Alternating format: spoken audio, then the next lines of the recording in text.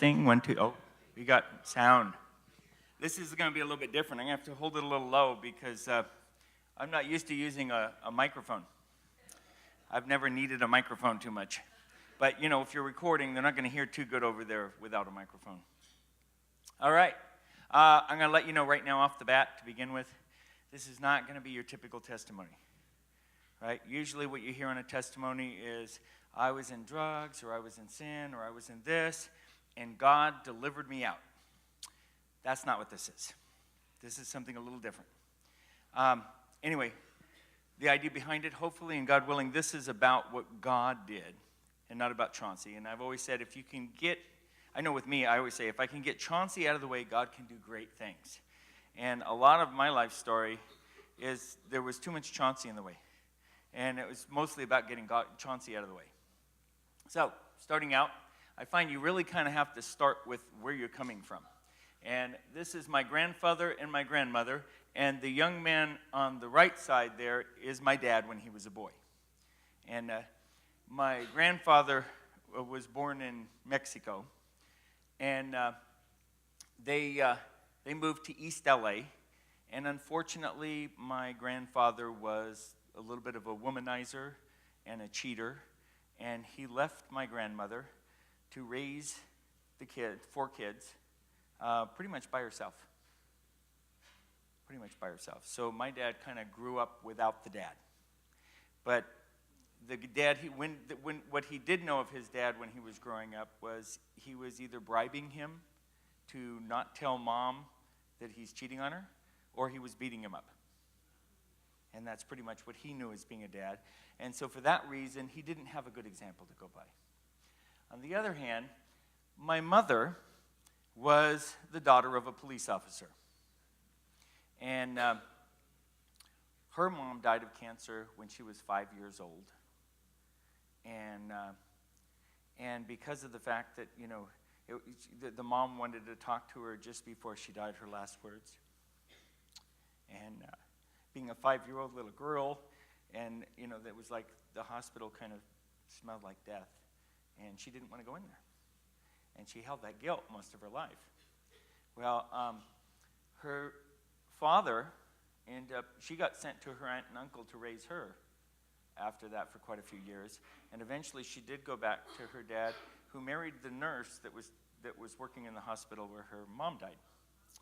And so she was very anxious to get away from her stepmom. And so, of course, she ran off with my dad and eloped, and her parents disowned her. And so she was raised, she basically married my dad, moved in with my grandmother, my dad's mom, and she taught her how to cook, made tortillas from scratch and all of that kind of stuff. And we lived in East LA. And my mom always said she just did what came natural, so she knocked out kids, boom, boom, boom, every year. And I was born in East LA, almost 9 pounds.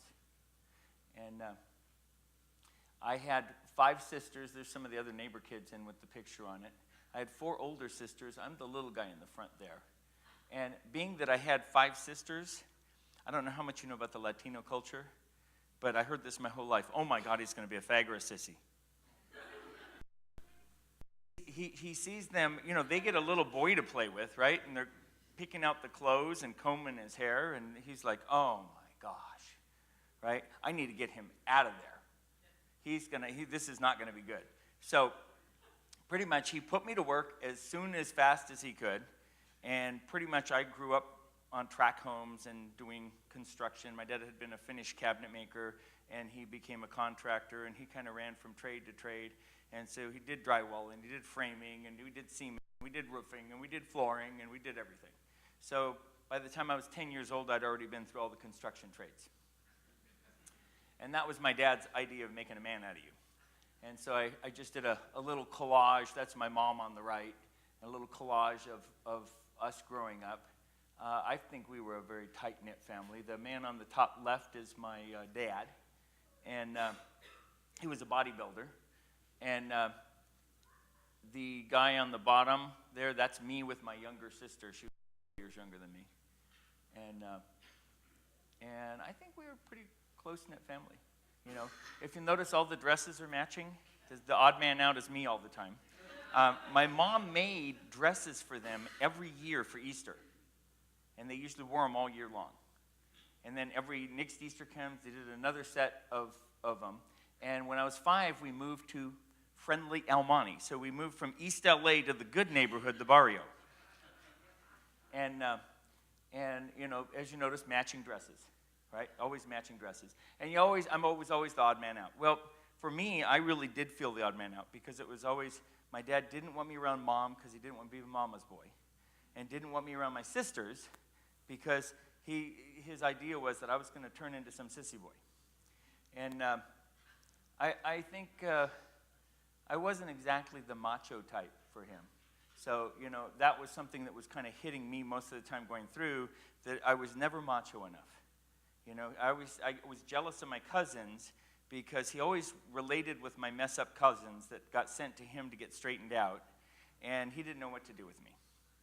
And we, of course, being Latinos, were Catholic, you know, and you're born into that. So, you know, you start out, and my whole life was I was a baby going to Catholic church. And so this is the church we went to in El Monte, Nativity Church, and we went there for school. It was a private Catholic school. We went there, and my teacher was the Mother Superior, the one the nuns were afraid of. And so I had my dad at home, and then I had her at school. And a little bit of a rigid front on there. And I really loved God with all my heart. And I had a reverence for God. I still attribute to the Catholic Church today my reverence for God. And I learned reverence for God in there. When you went in there, you were quiet, and you know, we're in the house of God, and you have to show God reverence. And I still to this day attribute that to the Catholic Church. And I was an altar boy and First Holy Communion, and I was thinking about being a priest. And I thought, what better, you know, than to live your life for God, right? So by the time I hit 10, my sister Becky was about, I'm trying to remember, she was a teenager in there somewhere, and fairly young. And she started going to this Christian coffee house. It had been a strip bar, and they converted it into a Christian coffee house, and people would kind of roll in there drunk, and they would sober them up with coffee and preach to them. And this was during that Jesus freak movement of the 60s. So what happened was my dad's like, I know you're going over there to blow weed. You know, he says, I'm going to go check that place out. And she's like, oh, good. No, I'm serious. I'm going to go check that place out, you know. And so he goes to check it out, and actually I think he was really going there to score weed. Okay? So he goes over to check it out, and he says, you know, this is okay. This is all right. You know, he says, all right, you can go there as long as you go to confession on Saturday and church on Sunday morning. And so she kept going. So little by little, you know, my dad would go over there. He'd bring us over there, and we would listen to the messages. And he starts listening to these messages, and he goes to a Catholic priest, and he says, what's this about we don't have to confess our sins to a priest, that we could confess them to God? That we don't have to go through a priest? And I think we were very fortunate as a family because he got a priest that said to him, you don't question us. You just do exactly what we tell you. Nobody says that to my dad. So that was the end of the Catholic Church for him. So from that point on, we were going to the Christian coffee house now. And that was it. And I was the kid that went up for the salvation call every week. Every week I was back, and you know, they kept trying to explain to me, no, you know, you don't have to go up every week. You came up before, but I really feel God tugging on my heart. I really feel convicted, you know. And so I would go up every week, you know, and it was, you know, they'd have bands on Friday night, and there were paintings of like the horses coming down, you know, from the clouds with Jesus, and the saints were actually you see all the wounds on them from where they were martyred. And it's just like, that's like, wow, that's crazy. And so we would go street witnessing out from there. And we went out to the streets of Hollywood. And I was 10 years old when I was out street witnessing. And we'd be witnessing out to bikers and all kinds of stuff. And usually they would double us up, and we'd go out in pairs. And we'd go street witnessing out to the beach. and we would be witnessing to people out at the beach. And I was pretty on fire with a lot of this. I got a bunch of these Jesus Christ, He's the real thing stickers, and I was handing them out to all the kids at school when I went into school in junior high school. And everyone, oh, I want stickers, I want stickers. And so I would get stacks and stacks and give out chick tracts and all this kind of stuff. So I was always, as you can see, shy, you know. Actually, it's funny because they tell me I was kind of shy. But when I went into high school, I had gotten sick in Mexico before, and I really couldn't keep any food in my system for a long time. And I was like the smallest guy on the entire football team.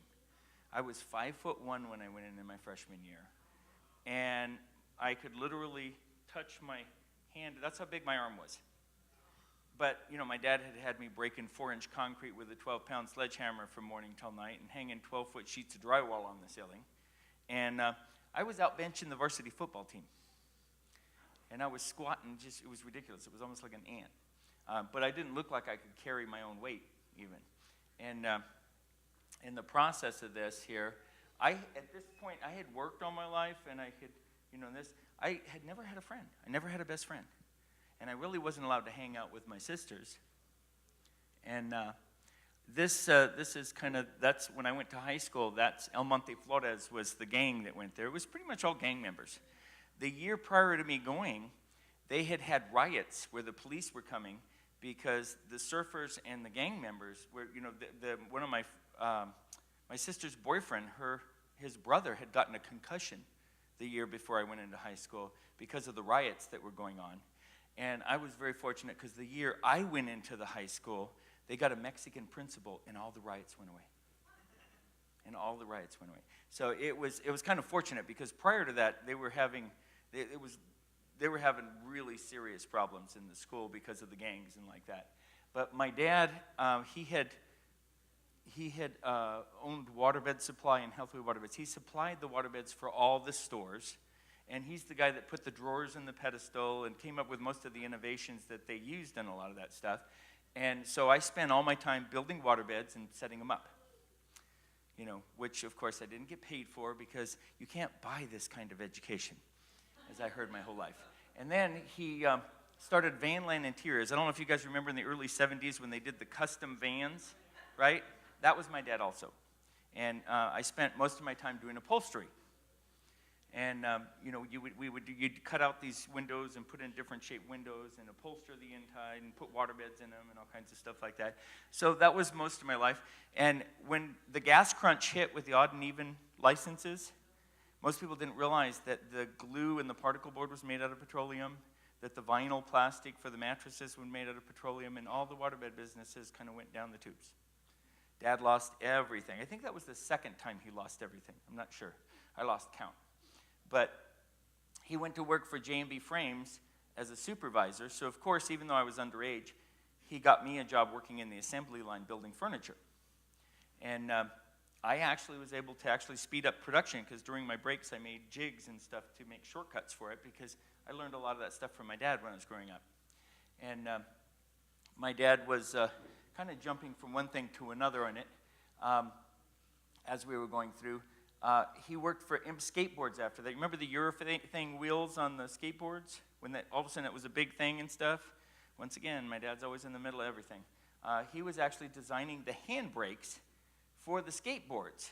So when I was in high school, I was kind of known for the skateboard I had because it was 4 feet long, 1 foot kicktail, 3 sets of wheels, and handbrakes. So it wasn't your typical skateboard, of course with my name routed in it as well, and a wedge in the front. I would go down a hill and fishtail to a stop at the bottom of the hill. But once again, I was still pretty much a loner. Didn't really have any friends. Then he went to work for Superior Featherweight where they did plastic extrusion molds, and he helped them set up the plastic extrusion molds on it. So, of course, drags me along, and I'm working for Superior Featherweights. But then he kind of felt like, you know, I can do what they're doing. And he started International Suppliers. He could not do what they were doing. So anyway, he had started International Suppliers. I would get done with school. Now, my freshman year, I was freshman commissioner. I got my varsity letter in the freshman track team. I was on the freshman football team. I was the only guy out of 102 women on the pep club. I sold the candy for the cheerleaders, the majorettes, the song leaders, and I would get on a bus after school and go to my dad's shop and be making blades for his brick cutters on the milling machines all day long till I was falling asleep, and then run back to school about 4 miles the next morning again, all over again. So, and that was pretty much, which you can kind of understand. You don't really have time for friends if you're working and you're doing all of this kind of stuff. So, anyway, I made trips with my dad to Mexico at different times. This is actually an earlier one. I didn't have a picture of the time I hopped the bus and took off and lived down in Mexico. That was when I was 17. I think this was before then. Because at one time, I never learned Spanish. And so I had hopped the bus, took off down to Mexico, and lived on the beach there, which was kind of a lot easier. There was one point in there where my dad had taken me and my sister down on a trip to Mexico. And there were some friends of some friends that owned a restaurant there, and he left my sister there, and then he went to leave me on a ranch. Hardest work I ever did in my life. You would get up at 4 in the morning in pitch black working, and you would work till it was pitch black again at night. And you get back, and the entertainment they had was you would tie a string on the head of a June bug and fly it in circles till it died. That was, and they did have well water or something. There wasn't really electricity, but it was out on a ranch. It was really, I worked hard my whole life, and I think that was the hardest work I ever did in my life, was working on a ranch in Mexico. But I think my sister had a little bit of difficulty with it. She didn't know if he was coming back for him. She was there 4 months. I found out, I was always thinking like, man, I had a tough time with it, and I thought she handled it so well. I found out years later she was in therapy for years because, it messed with her head, But I'll be honest, we went through a lot of stuff. We had a rough childhood. I always said if I was going to describe my childhood, it would be 4 letters. Pain. P-A-I-N. One of the things I find is that pain will either make you or destroy you. It will either strengthen you or cripple you. But many times it leaves scars anyway. The reason for the Covina Park there was that we had gone to a Baptist church. I received the gifts of the Holy Spirit while I was in a Baptist church. That didn't go over very well. So we moved to a Pentecostal church, and we went to a Presbyterian church, and a Lutheran church, and so on and so forth. And at one point, we were going to what they called the church in the park. And it was this park right here, and you come with your blanket and your cup and your shorts and your tank top, and you lay out in the sun, getting a tan while you listen to the message. Then at the end of the service, they pass the bread and the grape juice, and you do communion. And that church grew and prospered and was doing really well until they were so determined that they had to have a building, and as soon as they got a building, it all fell apart. So after it fell apart, my brother-in-law, who at that time, I don't think he was my brother-in-law. I think this was before my sister married him. He was my dad's friend. He worked out in a kung fu studio with a guy named Raul Reese. And Raul Reese started doing Bible studies in the studio. And so he started going to the Bible studies in the studio, and they moved it over to the Fox Theater. And eventually they bought this Safeway building that they converted into a church in West Covina that was Calvary Chapel, West Covina. But we all started going to Raul Reese's church out there in Covina. And we really liked it there in Covina at Calvary Chapel. And my dad really could relate to it because Raul Reese was like right from his neighborhood.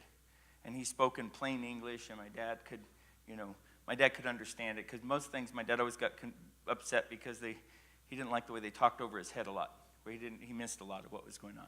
So we were going to that, and I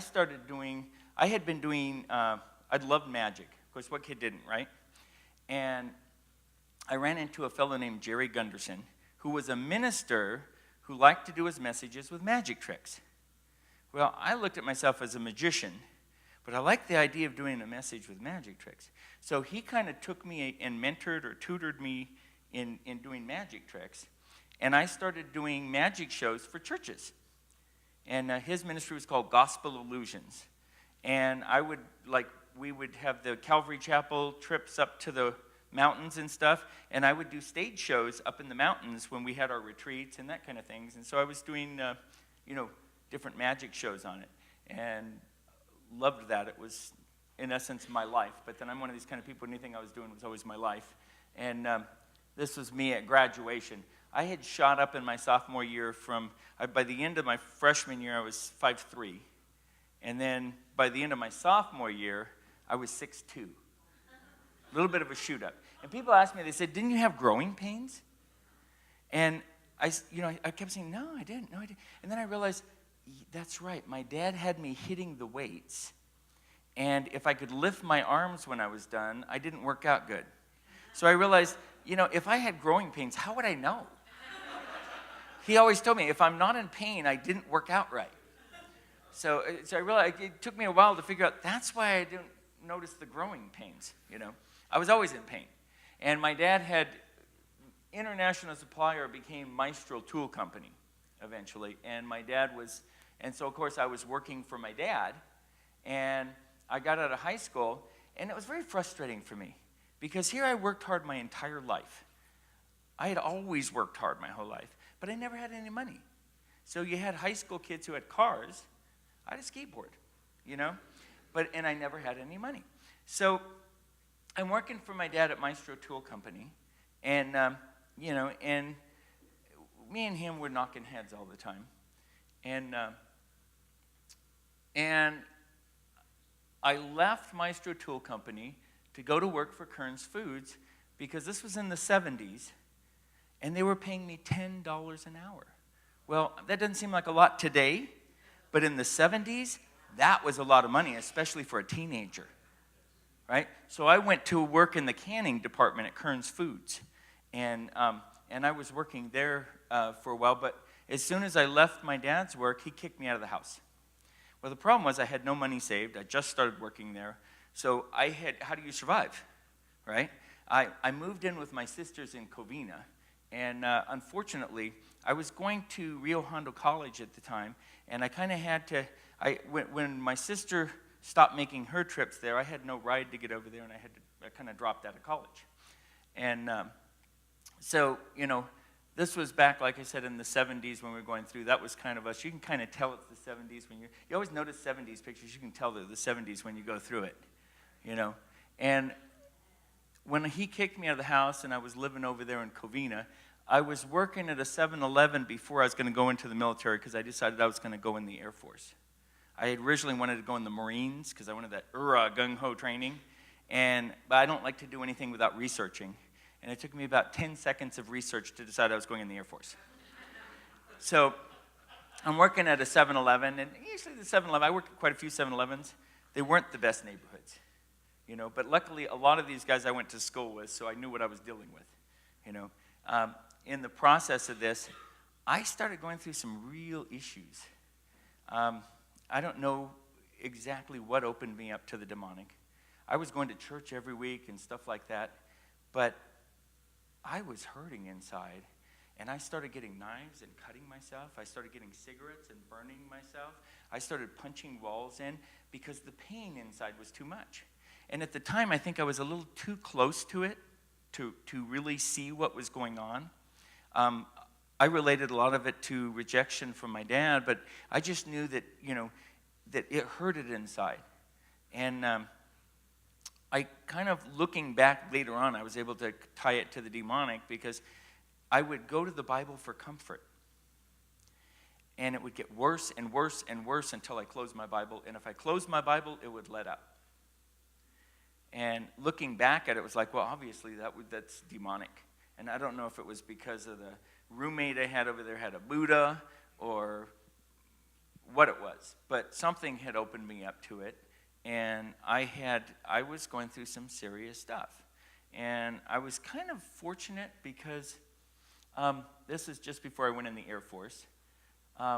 When I went in the Air Force in Lackland and stuff like that, I think one of the big things that the Air Force helped me with, and that was I understood authority. And, going through boot camp and everything else and stuff, I had no problem taking authority over that spirit. Yet, in the process of going in the military, it's funny because even though I was able to deal with issues that I wasn't able to deal with when I was going to church there, I was training to be a police officer, and so in the process of going through, I went through, you go through boot camp, you go through tech school, you go through, so I got through this process on it and stuff like that. But what I found actually was happening is I wasn't in my daily commitment to God that I'd been in before, and I fell away. I fell away from God. I didn't stop loving God, but I fell away from God, and I wasn't really walking with Him. And even though I was the Protestant usher for my squadron, who took them to the church, and I was still going to church, but it just wasn't the same, because I really just, it wasn't, you're getting almost like caught up into what's going on and what you're doing. You're going to the airman base, you're doing all of this kind of stuff. And in the process of a lot of this, I kind of realized that, I'd gotten away from my first love. I left my first love. And when I got out of the Air Force, instead of flying to Hawaii, where my sister had a job for me, I caught the first plane out to Pennsylvania. Said, I've never seen the country. So I fly out to Pennsylvania where I know nobody. And one of the guys that had got out same time as me that was going out there stole my money. So now I'm in Pennsylvania with a 50-pound duffel bag of art supplies and no money and no thermos and no blanket, right? So, of course, I decide to hitchhike south and zigzag cross-country with my duffel bag. Because what else would you do, right? So I head down towards Florida. I get to Georgia. I start cutting across. Well, that's the neat part with God. God never forgets. He never lets go. And so in the process of this, I'm hitchhiking it. I'm thumbing it. And I mean, who wants to give that guy a ride, right? Okay. I'm getting rides from Christians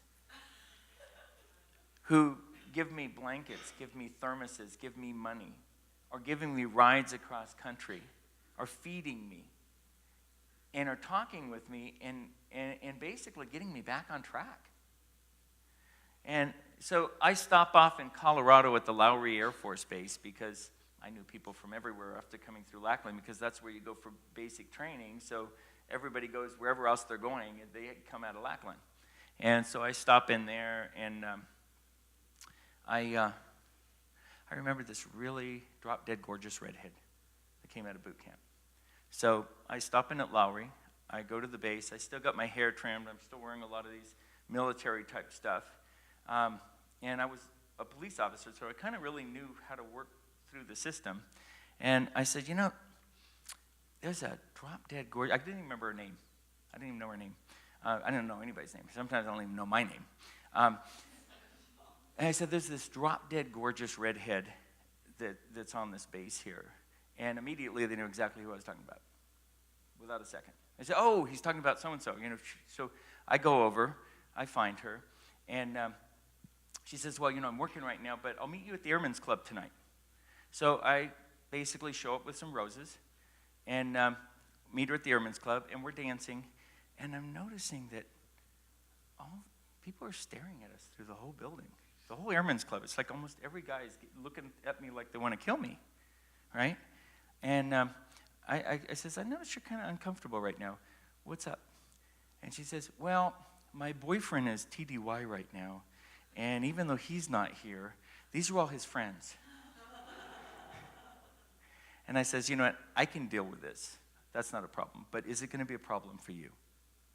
And she said, I said, that's good enough. That's fine. I also knew about 7 other women there that were from Lackland, so I went and danced with some of them, then left and headed on back going to swing through Lake Tahoe on my way back to Los Angeles to see my family.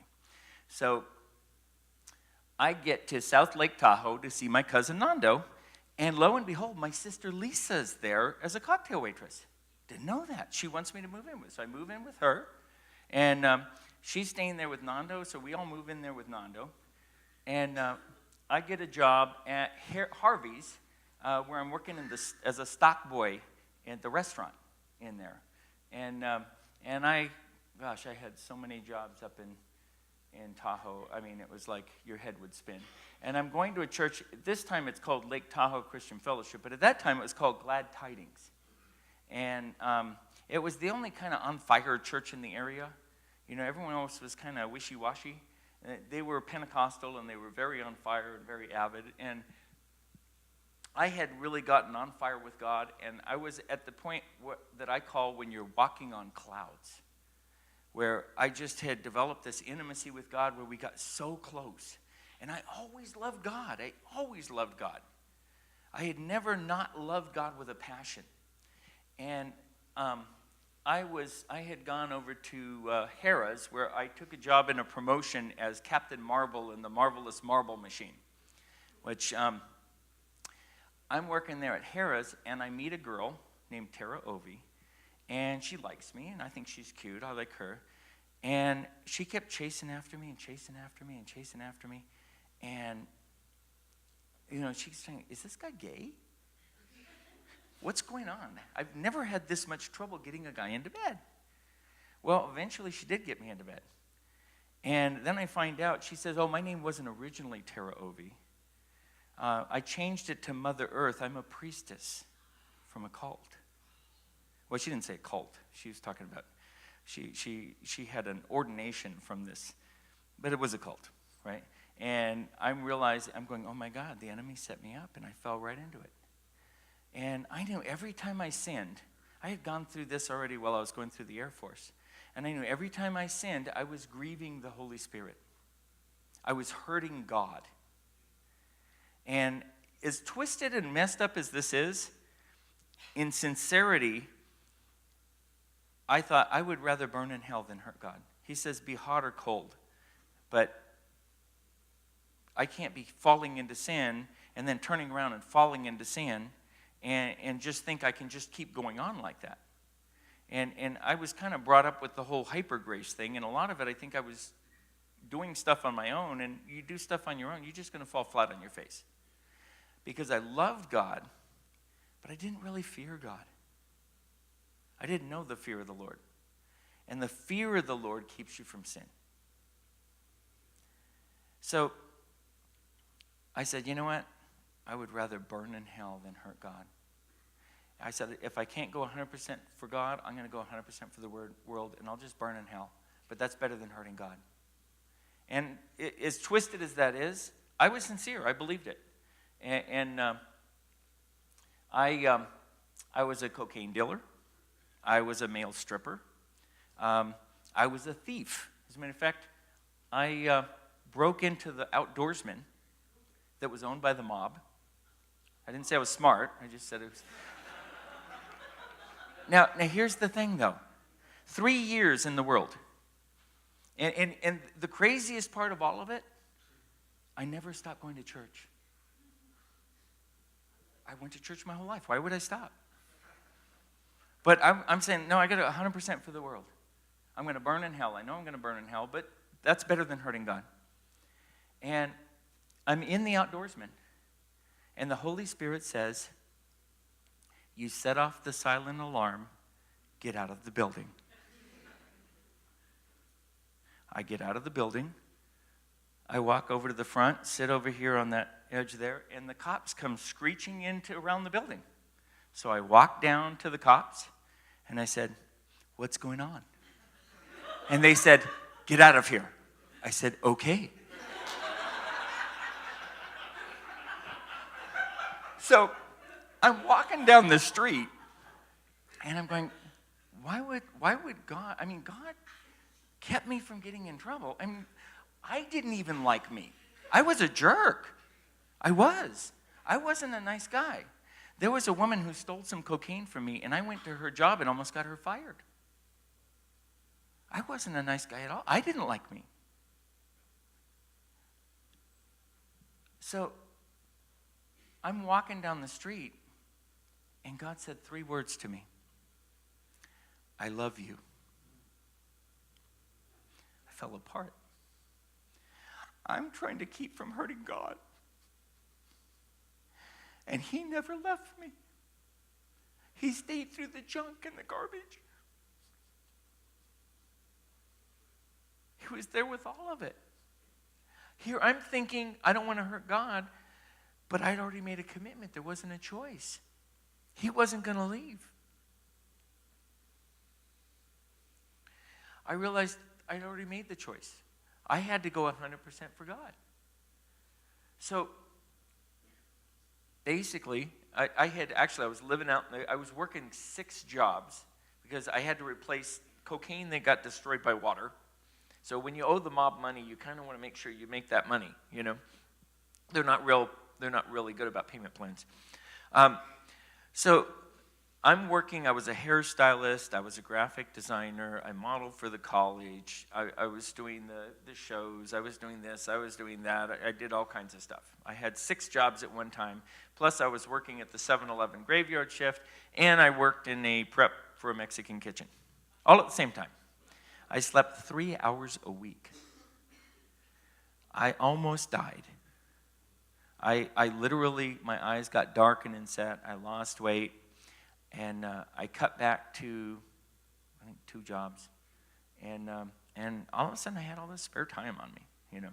But I was living out in the woods because before, when I was working the 6 jobs and I was paying my rent with cocaine, I thought, you know, this is ridiculous. Why am I paying rent? I'm never there. I'm working all the time. So I took some wire, some cable, and I string it across trees out in the woods and hung my clothes up and put tarps over it. And I slept out in the woods. Well, now I quit these other jobs, right? I wasn't really sleeping because I was taking the showers at the gym and I wasn't sleeping at all. So it was like I go out into the woods there, and now I got all this time on my hands. I'm going out dancing 6 nights a week, and in a full tux with tails and gloves and spats and gold pocket watch. One of the ladies that I went out dancing with, I had some regulars. There were a lot of regulars that came there. So I never got off the dance floor. I'd go on the dance floor, and I'd be dancing, and the one lady would leave, and the other one would come on. And then she'd leave, and the other one would come on. I'd just stay on the dance floor all night long until about 4 in the morning. And I was doing this on a regular basis. But now God's telling me, you need to get your life right. And at the time, one of the women I was dancing with, she invites me, No, she didn't. She was saying, I've got church tomorrow, right? And I said, I'll go with you, you know? So she invites me over to the house. She finds out I'm living in the woods. She moves me into the house. Well, her husband drives big rig. He's gone all the time. So basically, I go on the road with him, and we're driving East Coast, West Coast, 3 days. We'd leave San Francisco, load up in San Francisco. 3 days later, we'd be unloading in New York. So that's nonstop driving. So we wouldn't even stop the truck. We had it down to a science where he'd get out of the seat and I'd slide into the seat. We wouldn't even stop on the road. We'd just keep going. He might drive 8 hours and then I'd drive 8 hours. And so while he's driving, I'm sitting there reading the Bible 8 hours a day. I went through the entire Bible cover to cover in it was a month or 2 or something. And I got a whole different perspective. I kind of got the big picture. You know what I mean? It's different when you're reading verse for verse, that you can't see the forest through the trees, than when you kind of get the big overview, you know? And basically, that was my rough climb back where I started going back to get back to God, to get back to God, to get back to God. And that's as far as I'm going with this. That's why I called it part 1. At this point, I was in my early 20s, you know, but when you're kind of going into what God has done for me, I mean, gosh, I'd have spent a week here talking if I was going to talk about everything God did for me, you know, and so I thought, well, I'll just go up to the big point where God showed me that, look, you know what? If you don't have a fear of the Lord, you're going to keep falling in sin. You need to have a fear of the consequences that are going to come in, because it's not enough to love me. The fear of the Lord will keep you from sin, and that's why the fear of the Lord is the beginning of wisdom. Anyway, thank you guys.